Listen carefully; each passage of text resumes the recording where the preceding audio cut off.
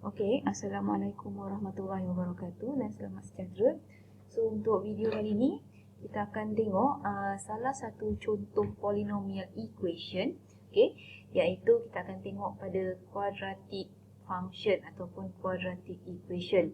So, polynomial ni dia boleh jadi banyak equation. Contohnya macam constant, linear equation, quadratic equation, cubic equation. So, any equation yang ada, kita panggil dia sebagai polynomial. Okay?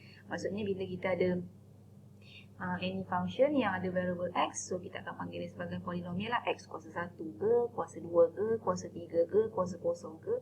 So, we name it as a polynomial. Okay? So, hari ini kita akan tengok salah satunya adalah quadratic function. So, untuk function, biasanya lah bila kita ada quadratic, so kita tahu untuk quadratic, general equation dia adalah ax kuasa 2 tambah bx tambahkan dengan c. So, the highest power in the polynomial adalah 2.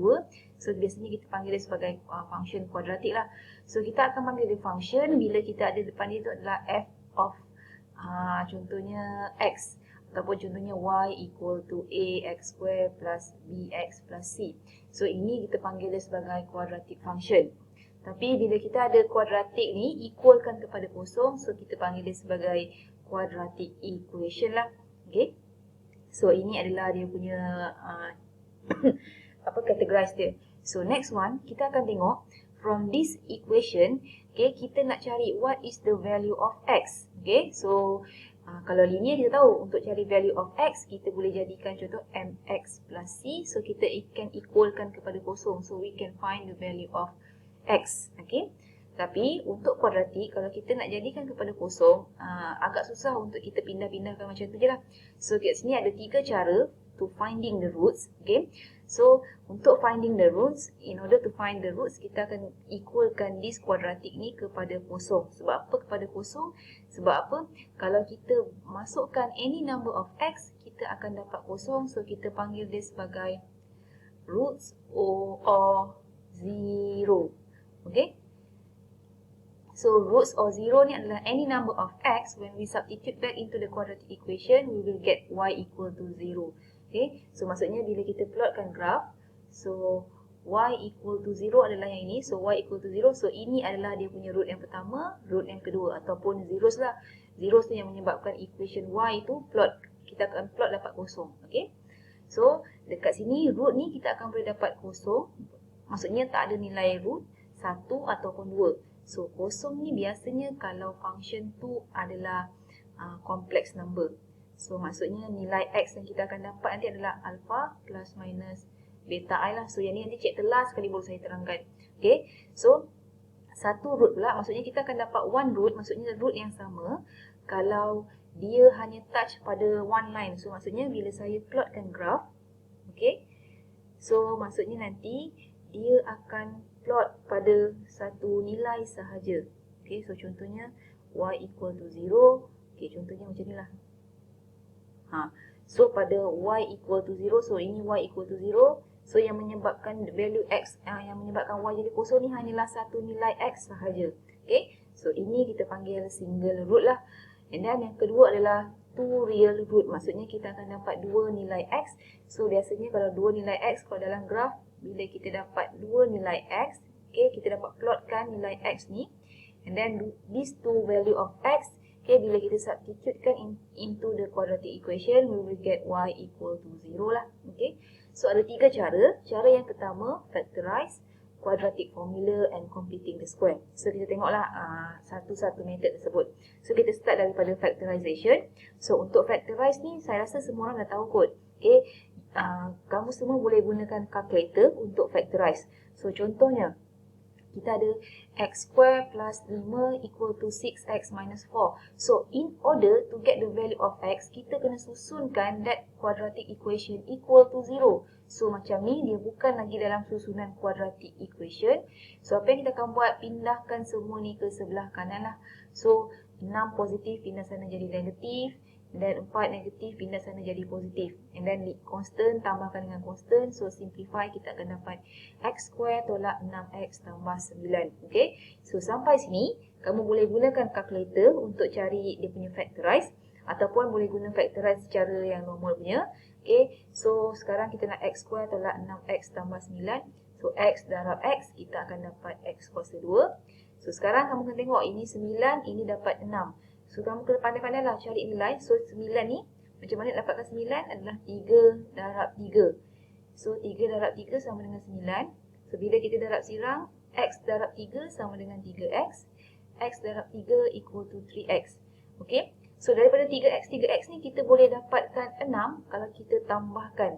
Tapi sekarang dekat sini adalah negatif. So maksudnya untuk dapatkan negatif 6, negatif 3 tolak negatif 3 lah. So dapat negatif 6. So kalau sini negatif, so supposed to be ini negatif, ini pun negatif.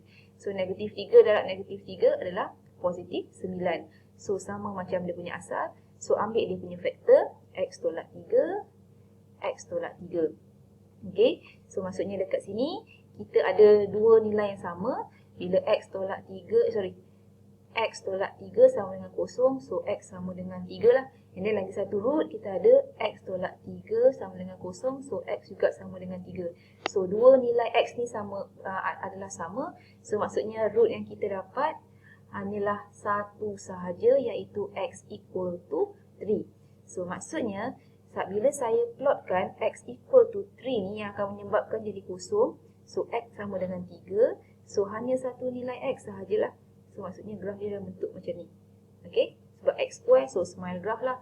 So pada nilai x equal to 3, kita punya value of y ni kita akan dapat y sama dengan kosong. So kita tahu y kosong sama dekat sini lah. So semua ni equal to 0. So pada masa x equal to 3. So itu factorize. Okay, so sama juga yang ni, jadikan x, this quadratic ni equalkan pada 0 and then you can factorize lah. Okay, by using calculator ataupun manually. Okay, so itu step yang pertama. Okay, so sama juga yang ni, kalau dalam pecahan, kamu kena darabkan silang. Okay, darabkan silang. So nanti kamu akan dapat 2x tolak 3 darabkan dengan x equal to, yang ni tadi 1 darabkan dengan 5. And then 5 ni pindahkan ke sini, kembangkan yang ni, so dapat 2x square tolak 3x tolakkan dengan 5 equal to 0. And then baru you can factorize lah. Okay, so yang ni kamu boleh tengok contoh yang ni, dapat tak jawapan yang sama. And then kalau jawapan ni salah, tolong inform Okay, so ini factorize. Factorize biasanya simple sahaja, you can use your calculator lah. Okay, dan untuk method yang kedua, kita akan gunakan quadratic formula. Di mana quadratic formula ini adalah dia punya formula dia lah. Okay, so negative b plus minus square root of b square minus 4ac divided by 2a. Okay, so nilai a, b dan c ni adalah daripada quadratic. So nilai a adalah koefisien yang kita darabkan dengan x kuasa 2. Nilai b adalah koefisien yang kita darabkan dengan x, and then nilai c adalah constant lah. Okay, so sama juga, first step adalah you need to make sure the quadratic ni must be equal to 0. Sebab apa equal to 0 adalah sebab kita nak jadikan y tu equal to 0. So when we plot the graph, okay, mestilah pada y equal to 0 lah. So macam ni lah contohnya. Okay, so maksudnya kamu kena equalkan y tu kepada kosong. And then baru keluarkan maklumat dia, nak guna formula. So identify lah a sama dengan berapa, b sama dengan berapa, c sama dengan berapa. And then last kali substitutekan into the formula. So you will get to value of x lah. Okay, so contohnya dekat sini. Okay, macam saya mention tadi, kalau kita nak tahu sama ada graf tu, okay, macam tadi saya pecahkan dulu.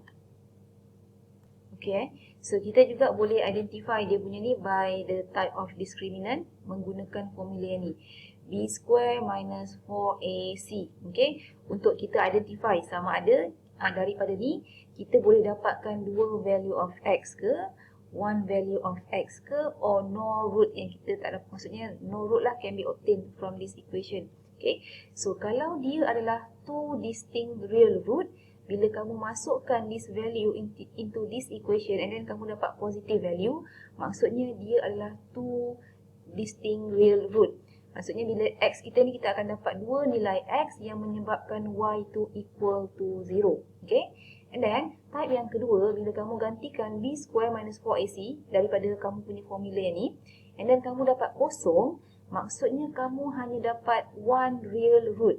Maksudnya kita dapat satu nilai x sahaja. Macam tadilah kita dapat x tolak 3, X tolak 3. So nilai X dia adalah sama. X sama dengan 3. So maksudnya bila kita plotkan grafnya, hanya satu nilai X sahaja yang akan menyebabkan Y tu equal to 0. Okay. And then type yang ketiga adalah when we substitute B square minus 4AC and then kamu dapat negative number. Maksudnya dekat sini kamu akan dapat 2 imaginary root. So kita tak boleh factorize lah. So maksud 2 imaginary root ni adalah dalam complex number di mana kita tak boleh factorize.